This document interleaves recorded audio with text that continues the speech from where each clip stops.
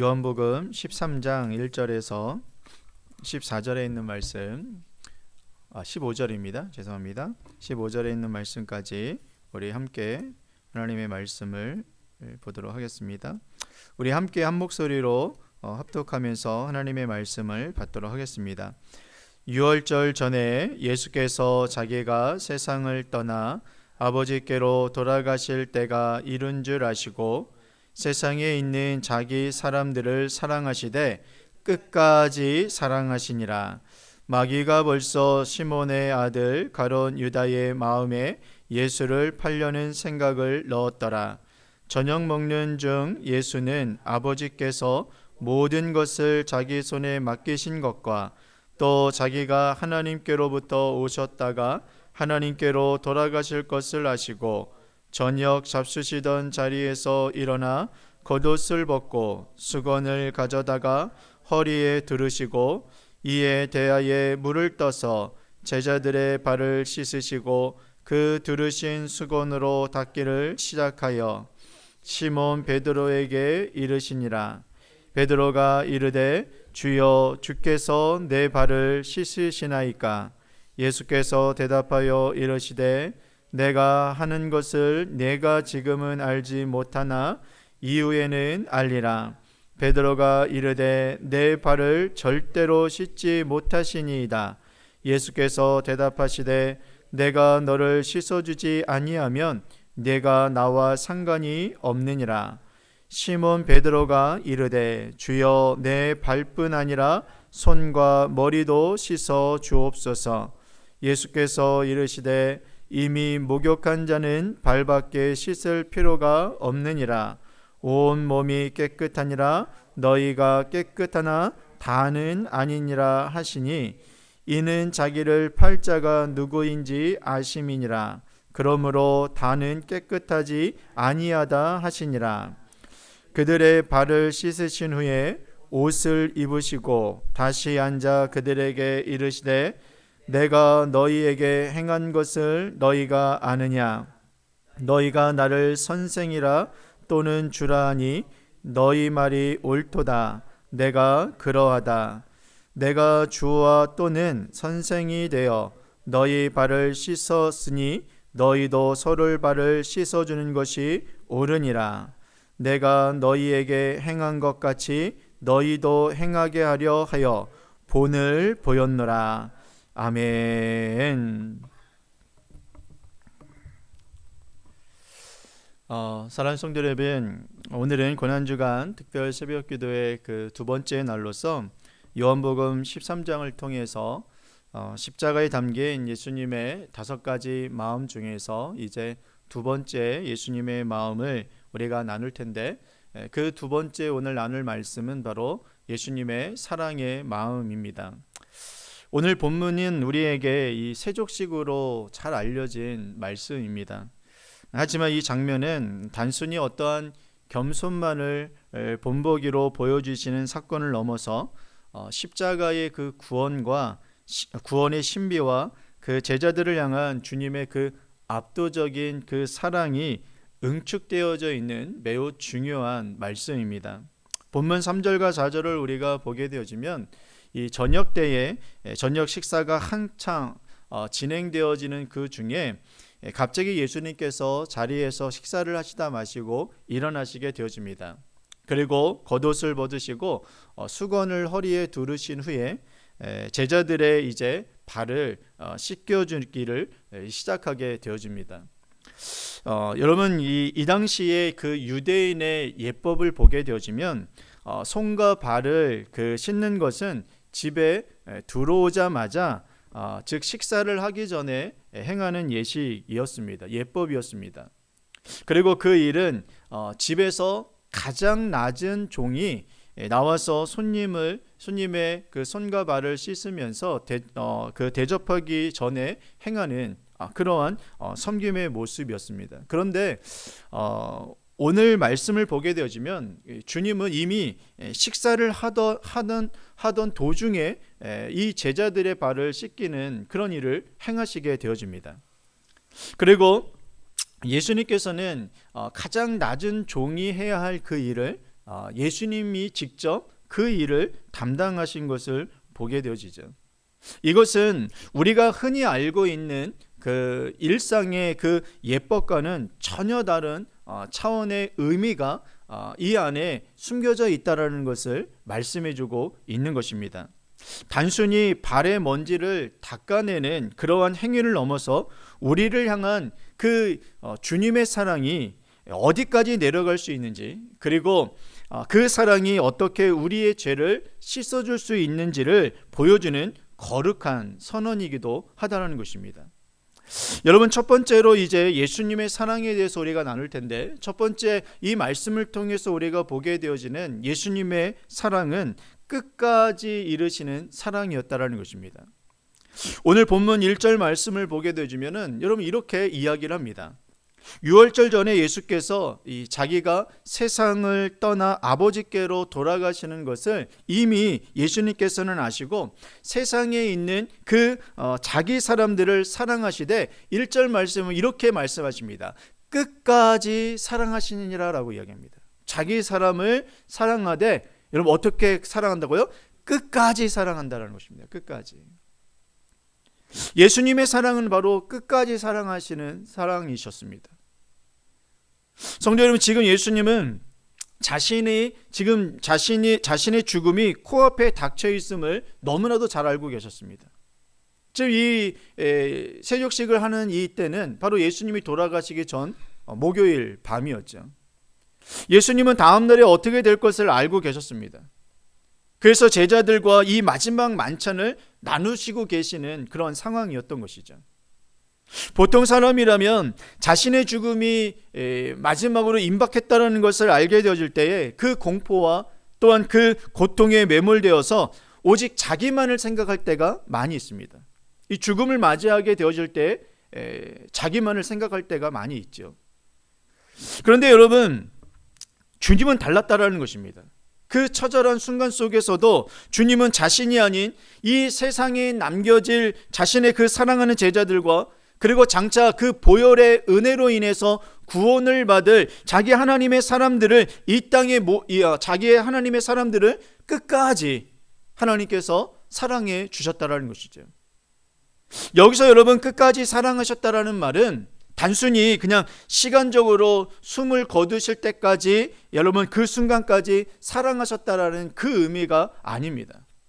그 의미를 넘어서서 질적으로 더 이상 사랑할 수 없을 만큼의 사랑, 완전한 사랑을, 온전한 사랑을 하셨는데, 그 사랑이 무엇이냐면 자기를 온전히 내어주시는 그 사랑을 예수님께서 하셨다라는 것입니다. 그것이 바로 사랑의 극치라는 것이죠.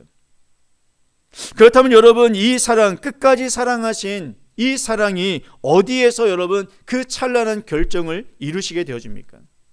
바로 십자가 위에서인 것입니다.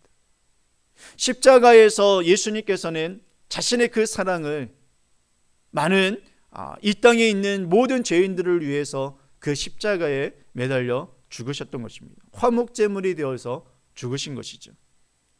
그렇다면 여러분, 예수님은 이렇게 말로만 사랑하지 아니하시고 그 십자가에서 그 마지막 물과 피를 쏟기까지 우리를 향한 그 사랑을 바로 행동으로 증명해 보이셨다는 것입니다. 시작하신 그 하나님의 사랑을, 예수님의 그 사랑을 반드시 끝까지 이루어내시는 그 신실한 그 하나님의 사랑, 그 예수님의 사랑이 바로 오늘 저와 여러분들을 붙들고 계시다는 사실을 여러분 믿으시기를 바랍니다. 하나님께서는, 예수님께서 우리를 사랑하시되 어떻게 사랑하신다고요? 끝까지 사랑하신다는 것입니다. 끝까지. 그 끝까지 사랑은 우리의 사랑과는 여러분 관계없이 예수님 입장에서, 하나님의 입장에서 우리를 끝까지 사랑하신다는 것입니다. 어떤 조건적인 사랑이 아니라는 것이죠. 그래서 그것을 여러분 예수님께서 보여주신 부분들이 있는데, 바로 예수님의 사랑은 어떤 사랑이었냐, 바로 배신자조차, 자신을 배신하는 사람들조차 여러분 품으시는 사랑을 베풀어 주셨다는 것입니다. 그래서 끝까지 사랑하시는 예수님이었습니다. 2절을 말씀을 보게 되어지면 마귀가 벌써 이미 시몬의 아들 가룟 유다에게 예수님을 팔려는 생각을 넣었다라고 이야기합니다. 주님은 지금 유다가 자신을 배반할 것을 여러분 다 알고 계셨을까요? 모르고 계셨을까요?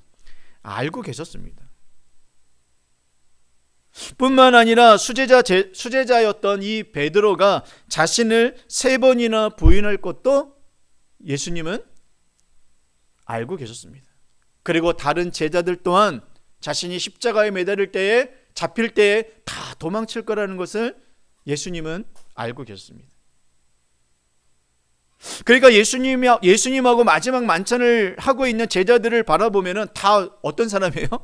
배신자들입니다. 예수님을 두고서 다 도망치고 팔고 모른다고 부인하는 그 사람들이 모여 있는 것입니다.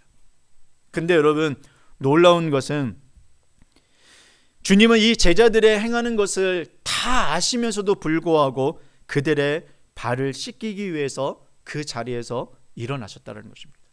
모르고 씻기신 것이 아니라 알고 씻기셨던 것입니다. 여러분, 우리 같으면 어떻습니까? 어림도 없습니다. 내 마음에 조금도 들지 않으면 솔직히 여러분 눈길조차 주지 않지 않습니까? 먹을 것 하나 주지 않습니다. 버리는 한이 있어도 주지 않죠. 하지만 예수님은 자신을 팔고 배신하고 도망칠 그 제자들인 것을 다 아시면서도 그 제자들의 발 앞에 무릎을 꿇고 종처럼 그들의 발을 씻기셨다는 것입니다. 여러분 한번 생각해 보십시오. 다른 도망치고 배신하고 그 사람들을 다 떠나서 가룟 유다 한 사람만을 여러분 생각하시면, 가룟 유다는 예수님을 파는 사람이었습니다.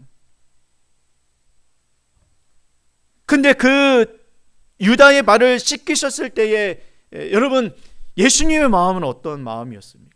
어떤 마음이었을까요?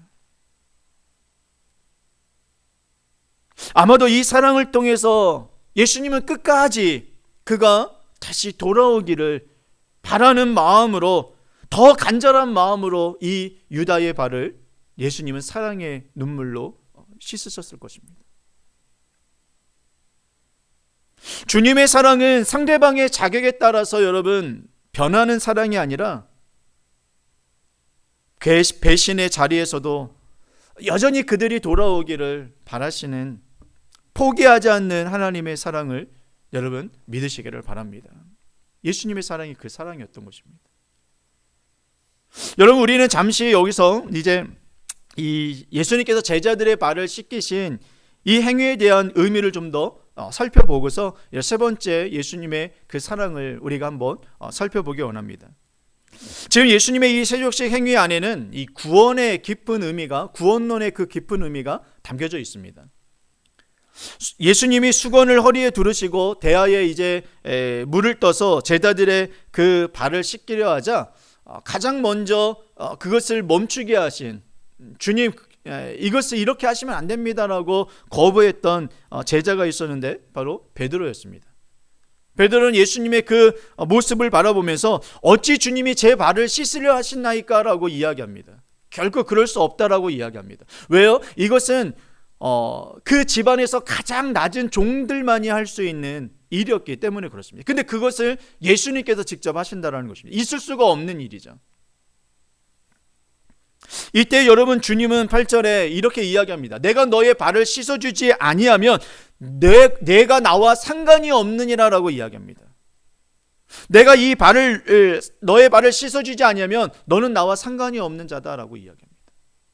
여러분, 그 의미는 무엇입니까? 그냥 단지 발을 씻어주는 것을, 그냥 먼지를 씻어주는, 더러움을 씻어주는 그런 청결의 의미가 아닙니다. 이것은 십자가의 보혈로 우리의 죄를 씻어주신다라는 대속의 사역을 상징하고 있는 것입니다. 예수님께서 우리의 모든 죄를 씻어주신다라는, 주님의 보혈의 피로써 우리를 씻어주신다는 그 대속의 사역을 상징하고 있는 것이죠. 즉 예수님께서 우리의 죄를 씻어주시는 은혜를 우리가 받아들이지 않으면 우리는 주님과 아무런 영적인 관계가 될 수 없음을 말씀해 주시는 것입니다. 그것을 무엇으로 비유해서 말씀해 주시는 것이냐면 바로 제자들의 발을 씻어 주심으로 인해서 그것을 상징적으로 이야기해 주셨던 것입니다. 나아가 여러분 10절에 주님은 이미 이렇게 이야기합니다. 이미 이제 목욕한 자는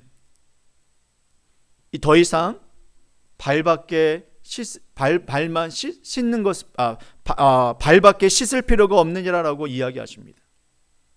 한번 목욕한 자는, 한번 씻음 받은 자는, 한번 예수 그리스도를 나의 구주로 믿은 자는 바로 주 예수 그리스도의 은혜로 말미암아 우리가 죄 사함을 얻었다라는 것을 말씀해 주고 있다는 것입니다. 더 이상 여러분 이 대속의 죄, 이 중생의 죄를 중생을 받은 것을 더 이상 받을 필요가 없음을 말씀해 주고 있다는 것입니다. 예수 그리스도의 여러분 이 믿음으로 단번에 얻는 이 근본적인 이 죄의 씻음, 이 중생을 얻게 되어진 자들은 더 이상 여러분 목욕할 필요가 없다는 것입니다. 뭐만 하면 된다고요? 발만 씻으면 된다는 것입니다. 여기서 발은 여러분 무엇을 의미하겠습니까? 구원받은 자가 이 세상을 살아가면서 우리가 짓는 또한 자범죄가 있지 않겠습니까? 우리가 하나님을 믿고 예수 그리스도를 나의 구주로 믿어서 나의 모든 죄가 씻음을 받았습니다. 과거에, 현재에, 미래에 대한 그 죄로 인하여서 우리는 더 이상 구원을 받지 못하는 자들이 아니라 구원을 받는 하나님의 자녀가 되어진 것입니다. 그러나 그 가운데에서도 우리는 계속해서 우리의 욕심과 또 우리의 정욕을 인해서 우리가 죄를 지을 때가 있다는 것입니다. 그런데 그것을 위해서 우리가 날마다 발을 씻듯이 우리가 우리의 죄를 고백하며 죄사함을 얻음으로 말미암아 계속된 여러분 성화의 과정을, 거룩의 과정을 이루어 나아가라고 말씀해 주고 있다는 것입니다. 그래서 한번 죄사함을 받은 자들은 이제 발밖에 씻을 필요가 없다라는 것입니다. 그래서 여러분 예전에 있었던 어떤 부분들을 가지고 계속해서 우리가 하나님 앞에 회개하고 그 용서함을 받았음에도 불구하고 그 죄에 매여서 살아갈 필요가 없다라는 것입니다. 옛적 것은 지나갔으니 보라 새 것이 되었다라는 것입니다. 여러분들은 예수 그리스도로 인하여서 새 사람이 되어진 것입니다. 옛 사람이 아닙니다. 옛 사람처럼 죄에 매여서 살아가는 그런 존재가 아니라 새 사람을 입어서 새로운 하나님의 자녀로서 지금 우리는 살아가는 것입니다. 완전히 다른 존재인 것입니다. 그러니까 예전에 육체에 매여서 살아갔던, 육신에 매여서 살아갔던 우리의 존재를 계속해서 그것이 나인 것 마냥 살아갈 필요가 없다는 것입니다. 그것은 내가 아닌 것입니다. 거듭난 우리는 새 사람이 되어서 하나님의 자녀로서 완전히 거듭난 다른 사람, 다른 존재, 하나님의 자녀로서의 삶을 살아가고 있다는 사실을 여러분 믿으시기를 바랍니다. 이것이 우리들에게 필요한 것이죠. 그래서 여러분 예수님은 우리의 발을 씻음으로 인하여서, 제자들의 발을 씻음으로 인해서 장차 그 십자가에서 흘리실 그 피가 우리의 모든 죄를 씻으시고 바로 하나님과 단절되어졌던 그 벽을, 죄의 벽을 허물음으로 인하여서 우리와 화목의 관계를 이루어 내셨다는 것입니다. 그것을 우리에게 보여주신 것이죠. 그래서 여러분 세 번째로 주님의 사랑은 바로 가장 낮은 곳에서 섬기시는 사랑이셨다는 것입니다. 설교 서두에서도 말씀드렸듯이 여러분 이 유대 사회에서는 이 먼지 나는 길을 걸어온 이 손님의 발을 씻기는 것은 가장 비천한 종이 하는 일이었습니다. 이 종들에서도 서열이 있습니다. 근데 그것도 가장 낮은 종이 바로 손님의 발을 씻는 것이죠.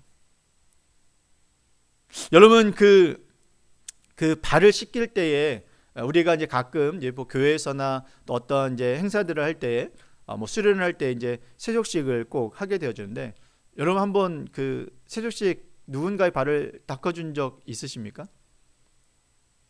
윤 집사님 혹시 임 집사님의 발을 이게 좀 이렇게 닦아주신 적 있으십니까? 주님 이번에 꼭 하시길 바랍니다. 네, 이번에 진짜로 한번 진짜 마음이 달라집니다. 왜 예수님께서 이 발을 닦아주셨을까? 다른 것도 많이 있을 텐데. 근데 여러분, 발은 어떤 곳입니까? 제일 더럽기도 하지만 제일 고생하는 곳입니다. 여러분, 그렇지 않습니까? 이 육중한 나의 몸을 계속 버티면서 아무 말 없이 지내는 것이 바로 이 발입니다. 예수님은 우리의 그 발을 씻을 때에 우리의 죄만 찢는 것이 아니라 우리의 힘듦, 우리의 고생, 우리의 아픔, 이 모든 것을 예수님께서 씻으시는 것입니다. 이제는 이 땅의 모든 고생과 고통에서 벗어나 하나님의 나라 가운데 거하는 그 우리의 자녀들을 바라보면서 그 발을 씻기셨던 것입니다. 저도 이번 주에 꼭 와이프의 발을 꼭 씻겠습니다. 저도 본이 되겠습니다. 우리 윤 집사님도 저랑 약속하시는 거예요? 예? 네, 꼭 한번